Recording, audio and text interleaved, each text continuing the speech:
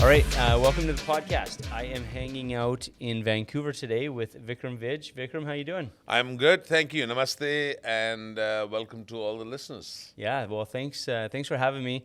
I feel like this is kind of I don't know if I'm excited / nervous for this because I've been wanting to kind of connect with you and do this for a long time. So yeah, I appreciate you taking the time for sure.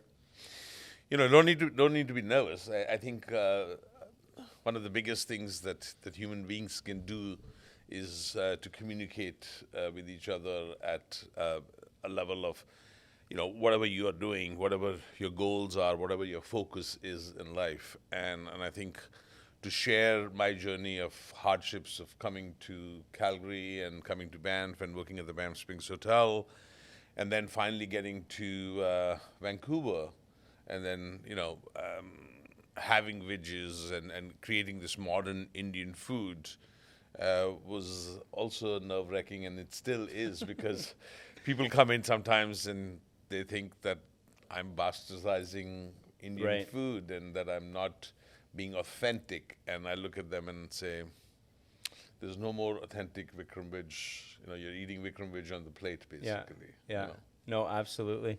So a lot of people would know you. Obviously, this restaurant is, I'd say, world famous.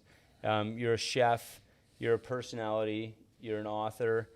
When I first met you, my first memory, I remember being out in Jasper, so at the Christmas in November, and I had seen you on TV, but I'd never kind of, you know, seen you in person. And you know, I've learned so much by just kind of watching you. And one of the things that I learned specifically, and I think I've told you this before, is just how you interact with people. So when you were in your seminars, what I noticed was, you know, as people were walking in, you were talking with them, and as they were, you know, sitting down, and you just have this way of making everybody feel so comfortable. So then when the seminar started, there wasn't, you know, sometimes if you're in a seminar with somebody, they kind of ignore you until like the lights go on, we'll say, and then all of a sudden they're this personality. Whereas you are just kind of instantly engaging, and so it makes it seem like that's very natural for you. Is it something when when you're on TV or when you're presenting and stuff like that? Is that something that you had to learn, or is that something that's always come natural to you? Well, you know, as a young boy growing up in India, I actually wanted to be a Bollywood actor. I wanted to be on stage. I loved stage. I loved everything about it. So for me, being that social person of welcoming everybody came naturally to me. Even when I was growing up in India, you know, my sister would be the one who would just hide as soon as somebody came over to the house. Yeah. And she would just hide in her room and just wouldn't want to come out. Whereas I was the first one who would be like, oh, do you want some chai? Do you want some biscuits? I was always the social being. I was always the host of the people. And my mom used to always joke with me. She used to say, like, oh my God, like, stop. Like, you know, I would want to sit with all the elders and listen to their conversations, you know, and I wanted to take that in. Whereas my sister couldn't be bothered. She was like, okay, fuck it, I don't want to listen to any of this stuff. Whereas I always wanted to listen to. So that's why I love listening to stories. I love listening to people. I love listening to their journeys in that sense, and love sharing my journey or my stories with people as well. So because, you know, you go through life and you have so many small things that happen to you. Yeah. Like, for example, when we were just now in Jasper, you know, just organically, you know, Jennifer and I go and say, let's go for a walk. And then, you know, we went for this amazing walk together, all of us, right? Like, and that hike, for example, was just organic. It was not planned. And so to answer that question in the sense that was I always like this? Yes, I was always like this, and that is my personality. That is who I am. Right. I love to overshare. I love to overtalk. I love to overindulge in anything. That is my personality. That is who I am. Now, some people just think it's so fucking weird that, you know, like I'm constantly in people's faces and, you know, that way. But that's who I am, and I can't change myself. Yeah. And I'm not going to change myself because I believe in being authentic by being who I am, and I'm comfortable in my skin. I'm comfortable in who I am. And so when the seminars happen, I'm not there to put on a show.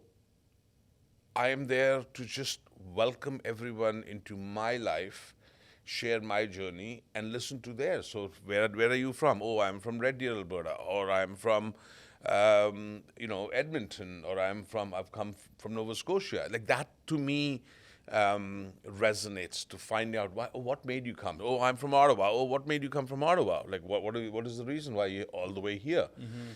So just that's what pleases me, and I think that's what as a chef, to be able to express yourself on the plate. Mm-hmm. My flavors are much bolder than most people would do, and they're bigger, and sometimes people don't understand me at all, and I'm okay with it. Yeah. I couldn't care less if somebody doesn't understand me or respect my part of the world, because that's who I am. Yeah. So I was curious about how you grew up in India, and when you were talking about how you would, engage with people as they came to the house. I remember kind of jokingly my sister saying to me once, when we would go to our grandparents, it was kind of like the kids would be put in the basement, and not in a mean way, just like, you guys go play down there. The adults kind of hung out and the kids hung out. So I'm just curious for you, was it more kind of interactive? Like, it sounds like you kind of grew up in more of a interactive household. Well, you have to understand, India, it's not like you have homes as such, right? Okay. So it's not like you can send your kids to the basement. You can send them to a room, basically. Right. And go and play. But I grew up with a very, very social. My mom had 9 siblings, and all of them had kids. Okay. So you can imagine how many cousins I must have had. Same thing from my dad's side. He had 4 sisters, and they also had kids. So there was always, somebody was always coming over, somebody was going, or we were going somewhere. It was always a very interactive way. Right. And my socialness was, I was like, the blue-eyed, light-skinned boy, in India. So I was totally different. Because 1 in 100,000 Indians suddenly have lighter colored eyes and lighter colored hair. So obviously I was always loved by my grandparents, by my aunts, so I was always actually the spoiled child. I was like a little peacock, Right, a little peacock. I like that. I was like the peacock. I was always loved. I was always, looked at, and so I grew up with a lot of love. I cannot say my upbringing was just absolutely beautiful and loving. And only when I left India did I realize that I wasn't this golden child anymore.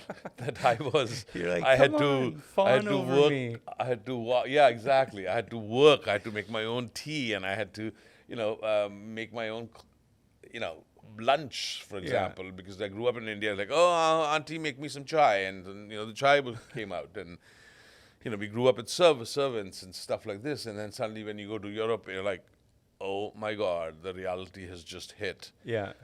Either I can swim and survive, or I can just go back home quietly and just be just another Vikram in India, basically. Right. And if I needed to create the name called Vikram Vij, I needed to continue working hard. And Austria taught a huge lesson to me. It was a total eye-opener. Language was a barrier because they spoke German at the time, and I didn't speak German at that time. I speak German fluently now. The color of the skin was different because they were all, lighter colored European people. Right. French, German, and I was this darker skinned Indian, basically. And the worst part was there was a lot of prejudice against us Indians and Turks and Yugoslavians and people like that. So we were always considered like a second-class citizen. We were always put on the second, on the back burner. Right. Like even in school, and it was open. It was like you couldn't do anything about it. You would always just, you go sit at the back. This is where you belong. This is where you should be. Yeah. And so to fight all of that, so imagine you come from India where you lived a privileged life. You've got a great family. Everybody loves you. You're put on a pedestal, And then you go to Europe, Yeah. and you're at the bottom of the totem pole. Yeah. You're at the bottom there, and you're like, oh my God, I need to climb this up. Yeah. Either I just go home or I keep climbing. And so it was extremely tough. And there were times when I would just come back from school of sitting in a class for 8 hours, not having understood anything. And I would just cry because I was like, did I make a mistake? Did I make a mistake of coming to Europe? Did I make a mistake of coming to Austria?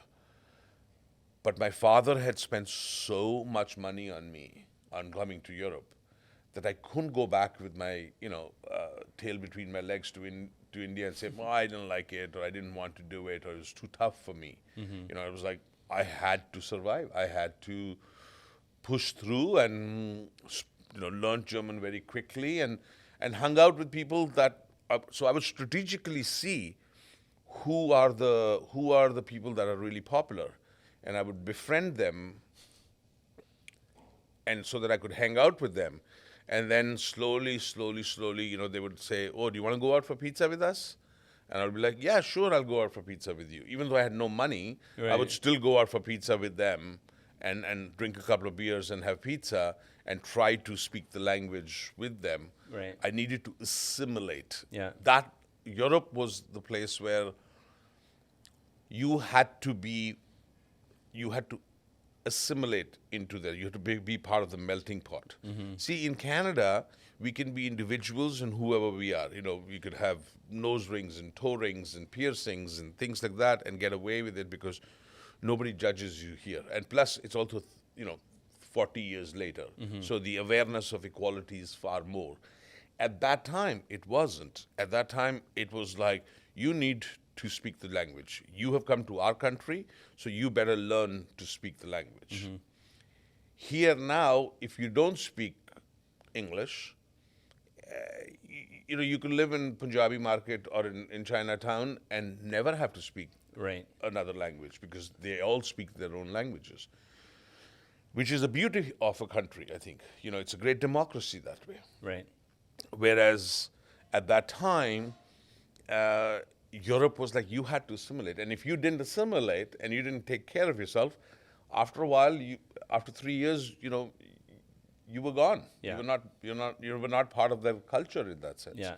So I literally had only 3 years in order to assimilate and be part of the culture and become the popular one. So, I had never skied in my life before. I took on skiing because if I want to go out with the boys, I had to learn how to ski. Yeah. And these were the things that we needed. So I would strategically think and say, what is that chef doing? Or what is that cook doing? Or what is that guy doing?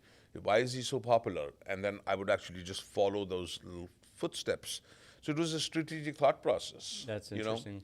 And same goes with the restaurant as well. When I left Bishop's and opened my first restaurant up, I didn't want to just be an Indian restaurant. So I did hang out with the John Bishops and Michael Alameyers and people who were instrumental at that time as chefs, because I knew that I needed to hang out with the right people in order to be recognized for my work. Because it was not purely the work that was making it, it was also the connections that were needed in order to get to the next step. Right. So it sounds, going from India to Austria, that's like, why was that important to you in that, you're going into a totally different culture, like you said, but where does the passion for cooking come from? And is that what brought you to Austria, and is that what kind of kept you in Austria? The passion for cooking came from the fact that having grown up in India, my father said to me at the age of 17, when I was trying to become an actor, and I was doing some stage, and people would ask, say, hey, can you come and model for this or do this? My father sat me down and says, look, I know that you love all this acting and all this stuff, but you're not going to become it. I'm not going to allow you to do that. Oh, okay. So he squashed that dream of mine. He took that dream and basically said, no, you're not. And in India at that time, it's not like you can fight for it. You just because you live at that house, you have to live. Yeah. You have to eat. Yeah. How are you going to survive? You can't go on the roads. You can't just say I'm going to go to social services. There's nothing like that. Right. So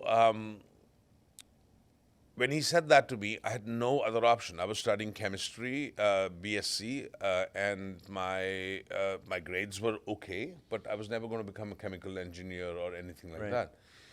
So I always knew I loved cooking, I loved people, I loved food.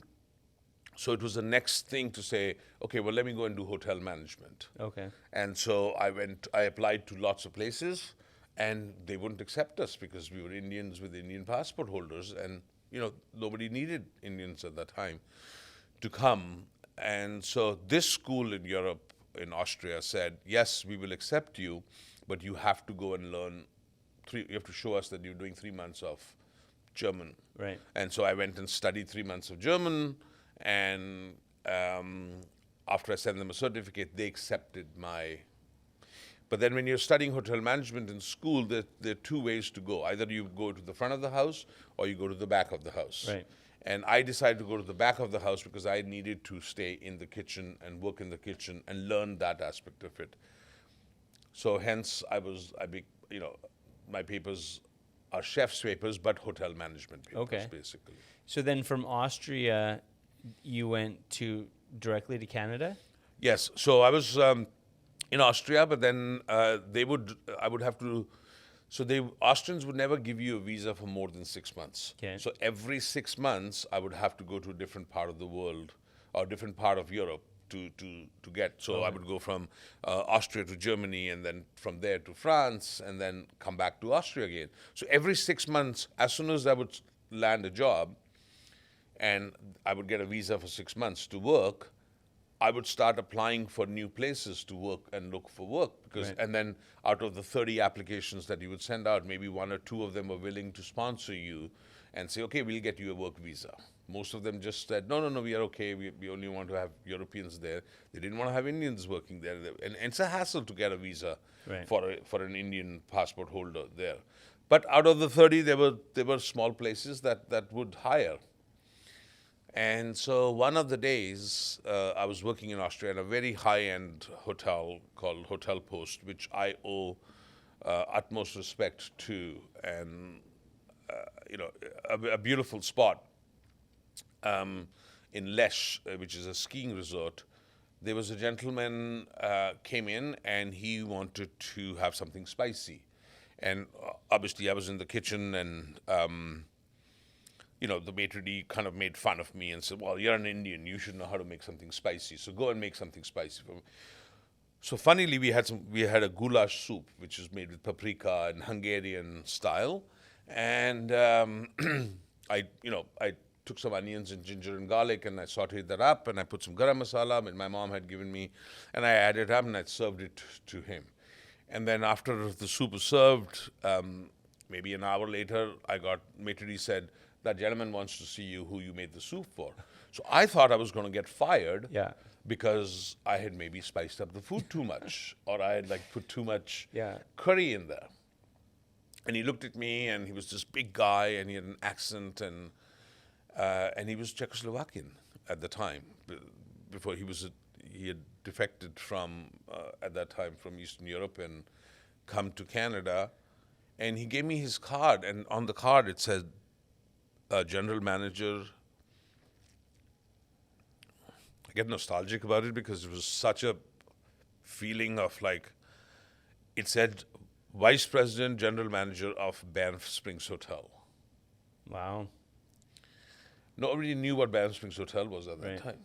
We didn't have computers, not like you could Google it and everything else.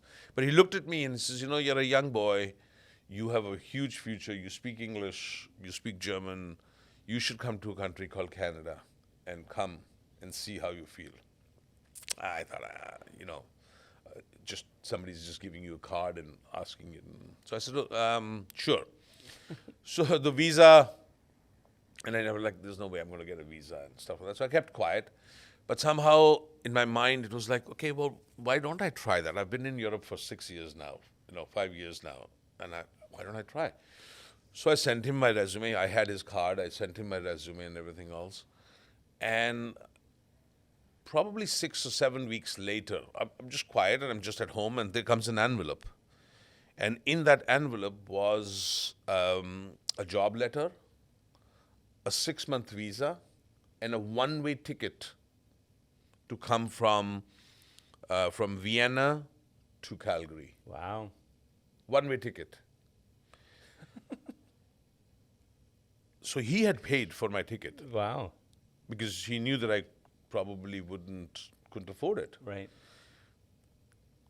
And I was like, okay, so I have a 6-month visa, I have a one-way ticket, and I have a job letter. So, looked around a little bit, managed to find out that he was genuine and that he was legit. And Banff Springs Hotel is where my culinary journey started in Canada. Wow. And I landed in Calgary, and at that time, I remember this. There was this huge muskox at the airport Yeah. in Calgary. And I was like, holy shit. Like, you had come from Europe, Yeah. where everything is like small and petite, and everything is like so genuine, like food and everything else. Like, you have a beer in the afternoon, you chill out a little bit. And here I was, in this land, and I landed in Calgary and was flat like anything in September and gray. Yeah. And I couldn't believe it. I was like, again, another mistake, Vikram Vij. Another huge mistake you made. What the hell were you thinking? There was no internet. You couldn't Google what the hell, where am I going? Yeah.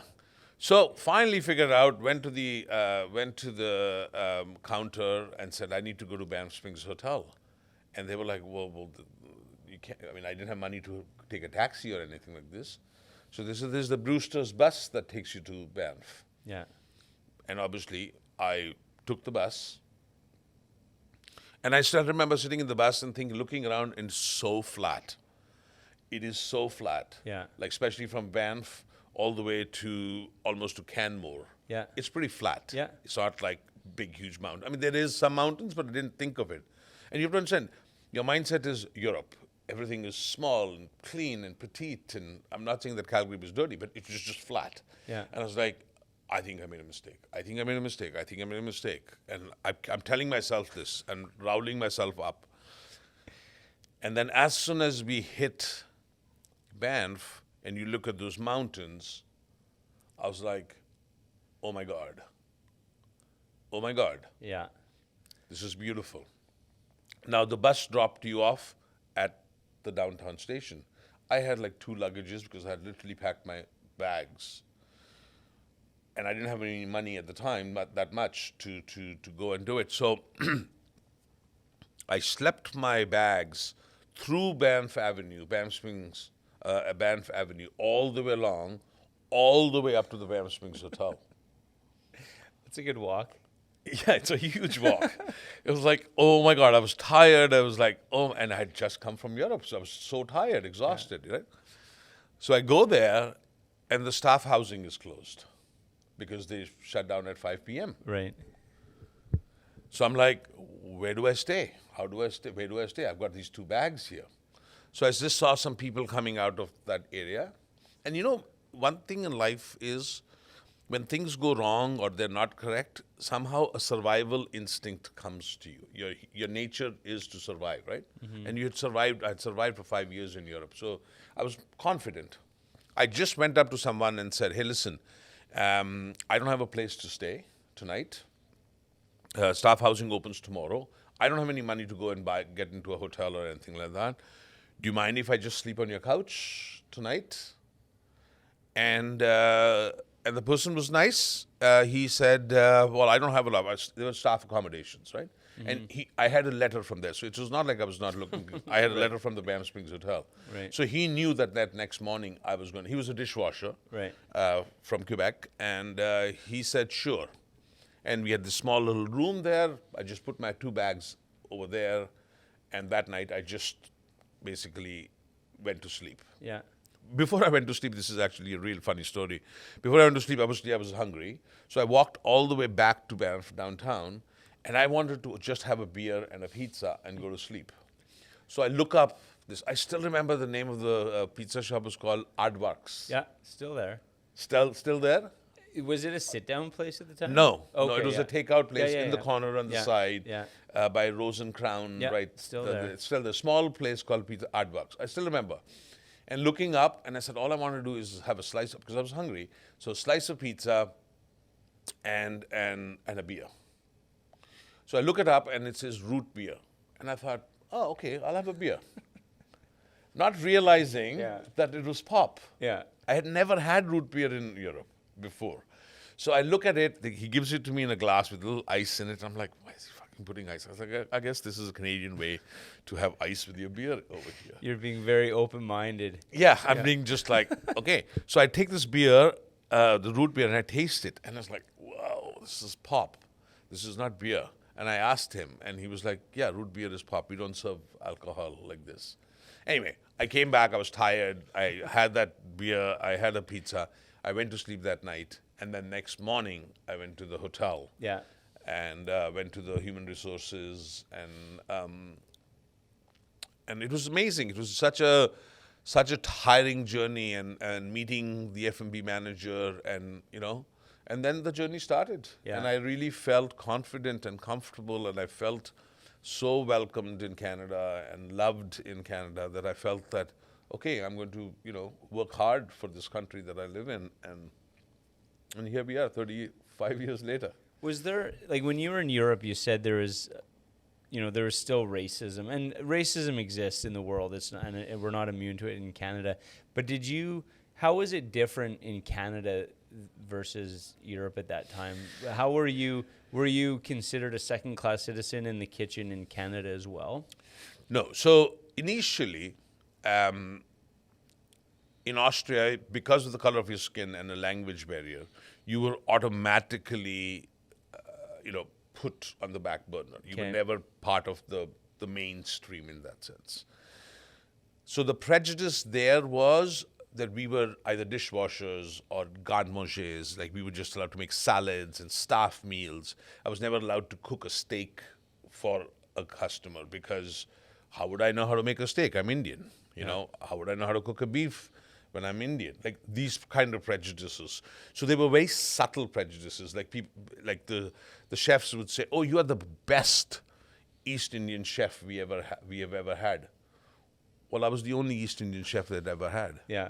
Or a cook. Yeah. So things like that were constantly, said. I remember making a roast chicken once, and I didn't properly, it was not properly browned the way it was supposed to be. And, the chef saying, I think you should just go back to India. I think you belong in India. You don't belong in roasting chicken here. Don't cook it. Like things like that. They would subtly say things that you knew that were jabs at the color of your skin and everything else. Right. Whereas in Canada, at the Banff Springs Hotel, there was a little bit more equality. But initially, a lot of the chefs that were in Banff were of German descent or French. Okay, yeah. So there was a little bit prejudice there constantly, but not as bad as it was in Europe. Right. It was a little better. It was a little bit more, because they themselves were immigrants to this country. So how could they say to me that I'm an immigrant, I should go back? In Europe, they could, because they were Europeans. Yeah. Whereas these German chefs, Mr. Luthi, for example, he was a Swiss chef. Heinz, he was a German chef. They worked as German chefs in Banff Springs Hotel. So they themselves were immigrants. Right. So the tolerance level was there. But innately, prejudice was still there at the back. Right. We were still pushed to the core far more. Like, okay, go polish glasses. Mm-hmm. And it's like the other guy was not. If Louis was asked to polish glasses, Louis didn't polish glasses. But Vikram had to polish glasses because Vikram was an Indian. Right. And on a visa, on a work visa. So they could push that prejudice against it. But again, same instinct that comes forward is like, I need to be part of the mainstream. And how do I become part of the mainstream? Is by hanging out with the chefs that were popular or well known, So we would I would go and hang out with the Heinzes and the Karls and Right. and Heinriches and other people in order to assimilate. And because I spoke German and they spoke German, obviously, there was a little bit of that, oh, okay, you Yeah. studied. And when I would say, oh, I worked at Hotel Post in Austria, they were like, oh, that's a great hotel. That's because it was a very well-known hotel. And it's the same thing when I tell somebody I worked at the Banff Springs Hotel in Vancouver, I tell them, it's like, oh, beautiful, gorgeous, understand where your culinary journey comes from, understand where where your background comes from. Right. So it was always the prejudice in Europe was prevalent and in your face. Prejudice in Vancouver or in Canada was a little bit not in your face, but subtly there, and you had to overcome it Right. by being there. And it's the same thing, if you thought 20 years ago or 15 years ago, if there would be an Indian chef that would go to Jasper Park Lodge and actually have the Christmas in November event, it's huge. That you must understand that people like Susar Lee and Vikram Vij and other chefs from different cultures have been invited now to cook in Jasper, in the middle of nowhere at the Jasper Park Lodge and get paid for it. Yeah. It's a huge deal. Like Yeah. a lot of people don't realize it, but you have to understand it takes a lot of effort to break down that barrier of prejudice and to be able to go somewhere and be considered a cuisine as such. Well, and that's an interesting thing because that reminds me of, I would say probably the second time that I kind of formally met you was at Jasper when you and Michael Ellemeyer were doing your dinner together. And so you guys were sharing the stage. So every time there'd be a new course, you were on stage sharing stories of your time in Vancouver together. But one of the things that stuck out to me was, and you used the word modern when you described your food earlier, but correct me if I'm wrong, I'm probably butchering this, but one of the things that you were doing is, like, you had lamb sickles? Yeah, right? lamb popsicles. Lamb popsicles. And the reason you explained it that night that you did stuff like that was to kind of introduce your food to Canadians in a way that we could understand it. So you're kind of, is that right? So Michael and I worked at Bishop's together. And Bishop's was, the quintessential, the most famous restaurant in Vancouver at the time. John Bishop, I owe a huge amount of love to and oath to, because he took upon me and Michael Ellemeyer, obviously I have love for him because he would, when I first opened the restaurant up, he would come into the kitchen and we just had this electric stove, a 4-burner electric stove. Yeah. And we would cook out of it. And we would make mulligatawny soup and things like this, and he would help me out, and people would look in the kitchen and say, oh my God, Michael Ellemeyer is hanging out with Vikram Vij in that sense. And so the respect that I got because of them was huge. Right. And when this dinner happened in Jasper Park Lodge, it was remnants of the 28 years of love and friendship that we've had together, and respect for each other's culinary journeys. And it was at that time when I realized I needed to innovate my cuisine. If I just did butter chicken and chicken tikka masala and tandoori chicken, I would just be another Indian restaurant that was there. And the problem would be is people would compare that, oh, this butter chicken he's selling for $10 and the other guy is selling it for $8. And I would get into a price war. But if I just called it Vij's Family Chicken Curry, then nobody can compare it to anybody else because this is my chicken curry, my way of cooking. Right. So things like that needed to be changed on the menu rather than just doing the mainstream stuff. Right. In order to bridge the gap between people and understand. So rather than saying chicken korma, I said chicken cooked with cashews in a fenugreek cream curry. And that people understood. Right. because it was like, oh, cashews, cream curry, oh, spices. Okay, I understand that, because it was very difficult. We're talking about 1994, right? Yeah. People had just known Indian restaurants as selling samosas and butter chicken and chicken tikka masala, and there comes Vikram Vij, totally different style of cooking, very traditional in Indian because all the women were traditional, but the presentation and the way of serving was very different. Right. Was very modern. And it's the same thing right now. If you look at this, this is an Indian restaurant where we are sitting right now. You could, if you didn't have that beautiful Indian door or anything else, you could be sitting in a French restaurant or an Italian restaurant and you would not know. Yeah. And that's what I wanted to showcase, Right. or we wanted to showcase, to say, hey, listen, this is modern Indian. Yeah. This is not just Indian. And it's like, and that's why the restaurant is called Vij's and not Taj Mahal or Cuisine of India in that sense.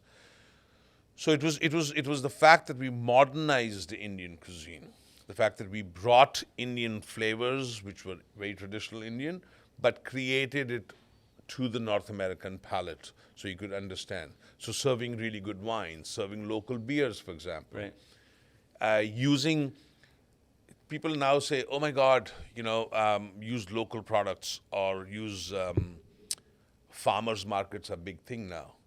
But I grew up in India with farmers market because they couldn't transport the carrots or the tomatoes from one city to the other. Right. So literally what was grown in your backyard was sold in the markets that evening. Right. So the farmers market was part of it. So I didn't do anything special. All I did was I utilized what was available to me here on my plate. Right. Because I couldn't afford expensive stuff. Right. And then it became a big thing to say, oh my God, you're using local produce, like, relationships with local farmers and stuff like that. But that was just part of it. Right. Like Milan's tomatoes, for example, or Natty King's produce, for example. It was just part of it. Or using Blue Mountain wine, for example, local wines. That was just part of it. It made sense. Mm-hmm. Why would I buy wine from France when I have beautiful Okanagan that produces great wines here? Right. So how did you then go from Banff to Vancouver?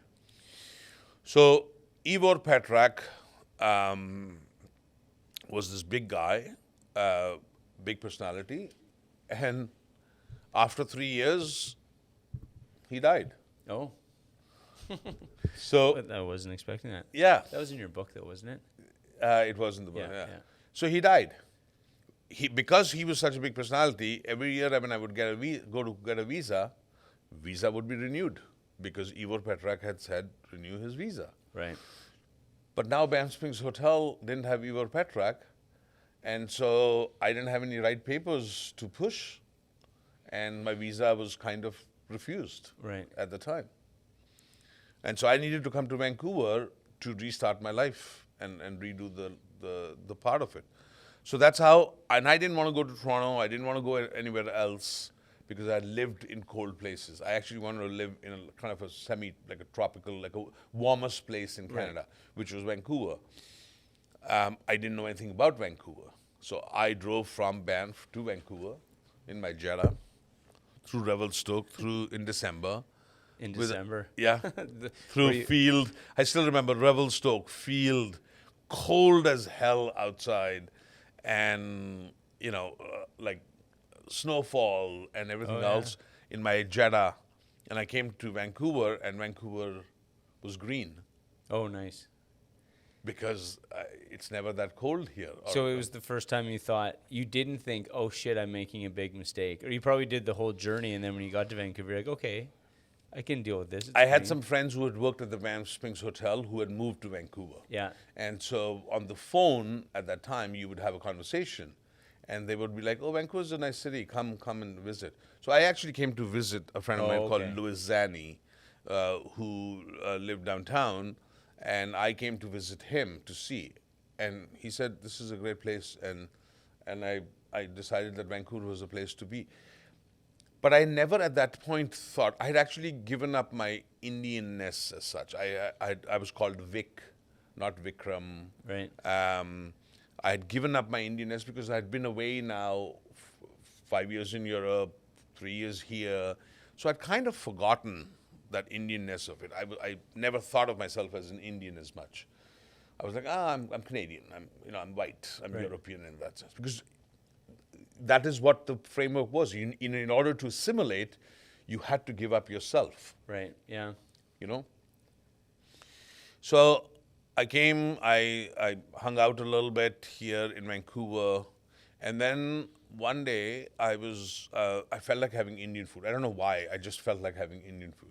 So there's an area on Main Street called Punjabi Market, which means Punjabi is the area of India, and market. So it was like an India town, India market. And I went there, and I remember standing at the corner and thinking, this is me. This is who I am. Why am I trying so hard to be non-Indian? I worked so hard on getting rid of my accent. I worked so hard in order to assimilate all the time. And I said, but this is who I am. Yeah. I am Indian. And that hit me. And I walked the streets, and there was all these beautiful colors and bangles and flowers and colors and visual, what India was, an Indian bazaar basically. Mm-hmm. Saris hanging out, color, loud, and everything else. And I was like, shit.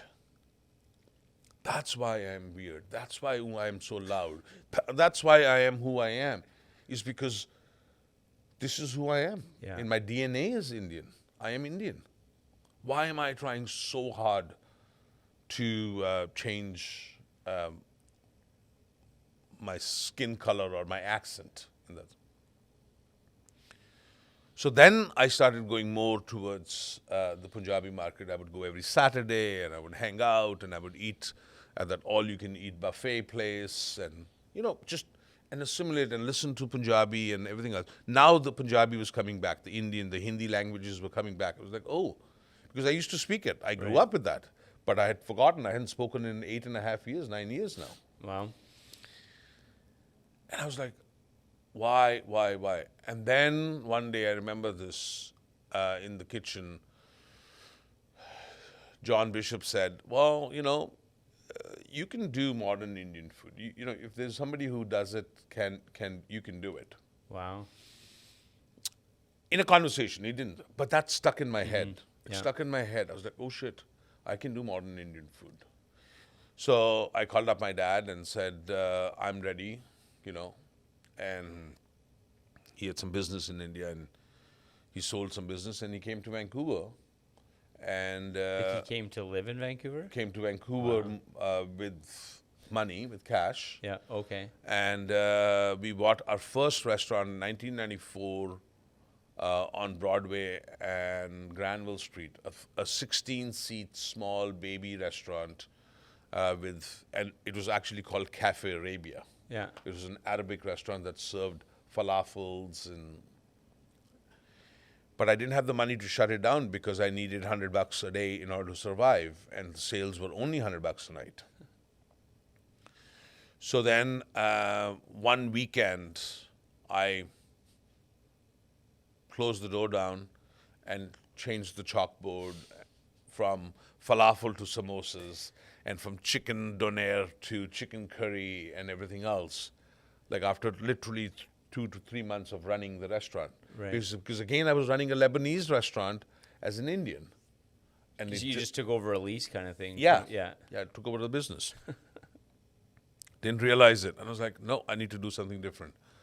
So I changed the menu, and I called it Vij's. And so when people came on Monday, they were like, oh, I thought this was a Lebanese restaurant. And I was like, no, it's an Indian restaurant now. I was the same guy. The room kind of looked the same, because it's not like I could change the room. Right. Just that the menu had changed. So people ate it, and they're like, oh, this is delicious.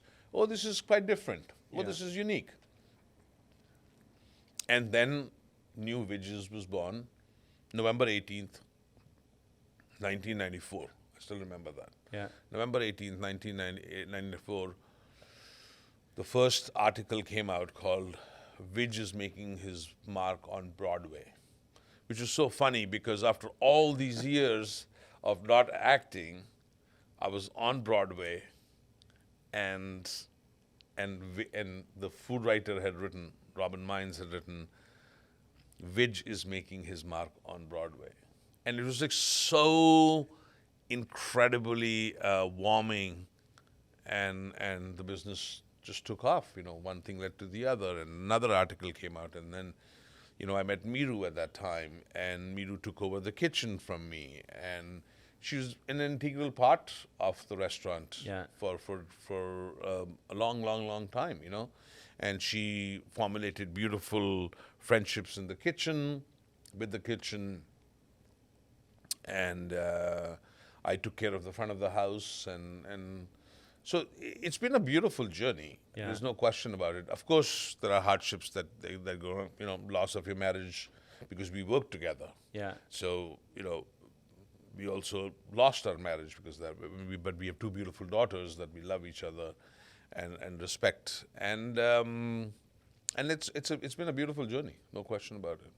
So did your family did your dad end up moving to Vancouver? So he hated Vancouver after 6 months. It was too cold. It was too much. Yeah. So they went back to India. And then after 2 years, my dad was like, no, I want to be in Vancouver. I want to come stay in Vancouver. I want to come to Vancouver. So then he packed up all his stuff and came to Vancouver and started working with me. We had moved to the new location, a bigger Vij's, and then he took over, and it was called Manny's Lunch, and because his name is Manmohan Manny's Lunch, and so he took over running the restaurant. And he had never run a restaurant before, but he was a good businessman. Right. He knew what he was doing. But he ran it for a couple of years, and then it got too much and too tired for him to do it. Right. But they did move, and they still live in Richmond, and they have a beautiful life together. And Nice. and I owe him so much. I owe them so much for Yeah. all their love and their hard work. Yeah. In your book, so you wrote an autobiography, and you talk a lot about your ex-wife, and Miru. but everything that you guys have done together, and your daughters and stuff like that. The challenge, and so I just think about like business and family, because it is so challenging, and you are so immersed in with your wife, and with your parents and stuff like that. When you look back at it, like, is there any advice that you would have, like, or is there anything you would do differently? Biggest advice I would give is don't work and sleep with the same person. Right. Don't run an organization Yeah. and run it 50-50, because eventually something gives. Yeah. Eventually something happens. And that is what happens in the restaurant or in any business, that, you come to work, you have a certain style of working. But if you have another partner that has a different style of working, at some point somebody has to call the shots and say, I'm willing to do that, or this is what you do. Mm-hmm. And so my biggest advice is do not work with the person that you are intimate with or have a relationship with, because eventually that will suffer. Right. I mean, relationships are tough anyway, Yeah. Yeah. but having to work with that person, to argue with that person or to discuss with that person all day long Yeah. about your ideas, and then to go home and become a part Yeah. of a couple is very, very difficult. And it somehow eventually suffers. Or Yeah. it always suffers. Yeah, and I give kudos to people who seem to be able to manage that separation. And I've just I've been in business with family before, and I admire people that can succeed, but I would echo what you're saying. And hats off to people who can do it. I know couples who've been working together and they work really well together, and Yeah. that is fine. But you should know your personality. Yeah. I am that person who loves to take charge and be in command, and she is the same way. Yeah. So eventually, it had to come to a point there, and we had not had, but we still were very amicable to each other Yeah. through this. I mean, yes, there were fights and arguments and all that stuff, but overall, for the good of the kids, good of the business, we've managed to work together Yeah. to a certain extent, and it's going to work that way going forward as well. Nice. So there's a famous story, or I don't know how famous it is, but I've heard it a few times and it always makes me laugh. So you, for years, did not take reservations. Is that right? Correct. And then I think it was our mutual friend Robin that was telling me the story. This would have been in the 90s, I think, sometime, or early 2000s, when former Prime Minister Pierre Elliott Trudeau and his son came by and they were looking to get in, or how does the story go? Story goes that Justin used to come to Vij's when he was teaching, and one Sunday in the afternoon, because I didn't take reservations, it was like 5:30, 5:45. I just opened the restaurant up, and it was filling up quite quickly. And an older gentleman with a stick in his hand and a young boy called Justin in his arm walk into the restaurant, and they're standing at the entrance of the restaurant. And the whole restaurant just turns around to see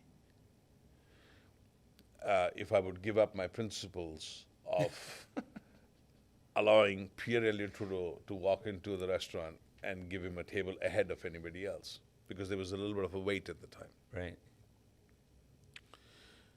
And I went up and I, gave him my hand and said, Mr. Trudeau, there's a 20-minute wait for a table. And he was so happy to hear that. I mean, he was sad because they had just lost their son, Michael,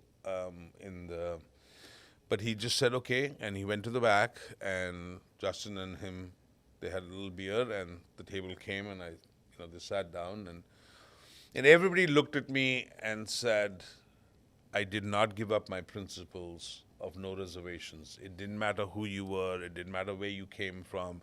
It didn't matter how much money you had. I was able to hold on to my own principles. And he respected it. He actually did really respect it.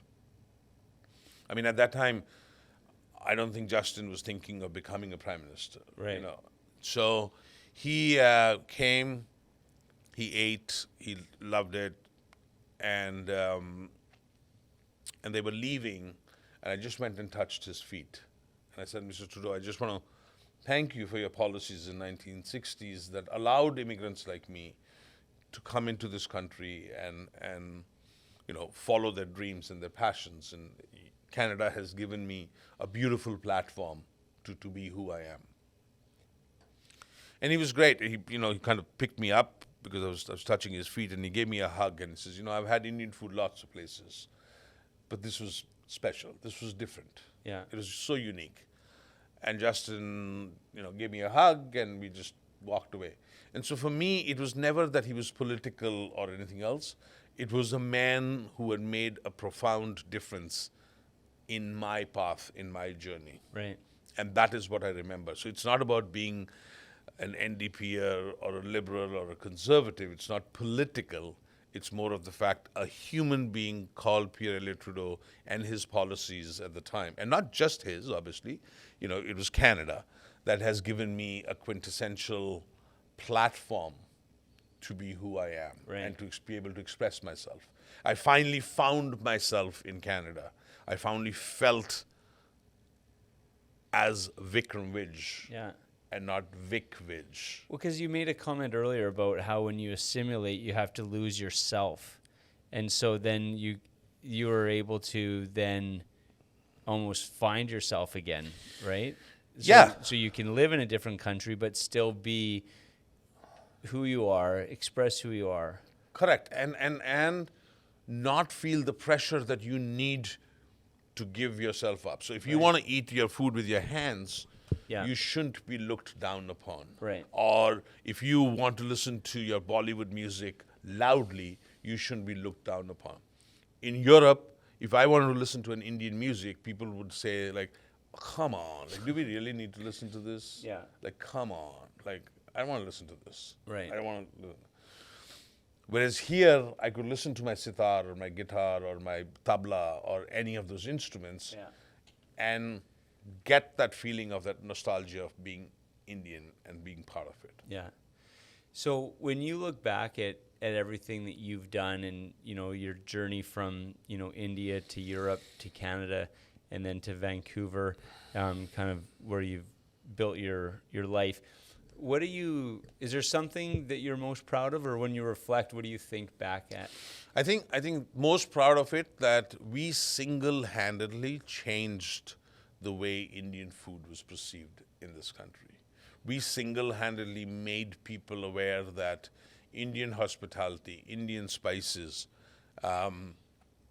we at Vij's created our own cuisine, basically. So there's Indian food, but then there is modern Indian food, and that's what we created. So now you look at great restaurants like Indian Accent or any of the other places in New York, anywhere else, we were the quintessence, we were the starting point of creating. So it's no different than somebody creating music, different music. There's one kind of music, and then somebody goes out and creates a different kind of music. Right. That's what we created at Vij's. And I think that's what I'm most proud of, is that people come into this restaurant and they're not like, oh, I just want to have Indian food.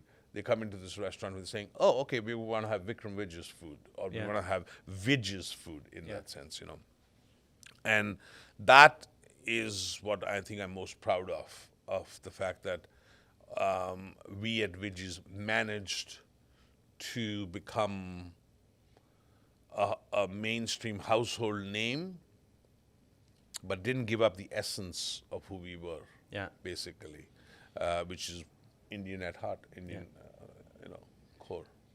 Awesome. Well, thanks for doing this. I appreciate that. Mark, you've been awesome. You've asked like amazing questions, and this is heartfelt, and I've spoken to you with pure honesty, and keep doing what you do, and this is amazing. This is going to be great, and I'm looking forward to listening to this myself. Yeah. Well, you've like you said, you've been a pioneer in so many things. So I think a lot of people will get a good. The message is positive. The actual message is just be true to yourself. Just be true to yourself. Yeah. Just be who you are.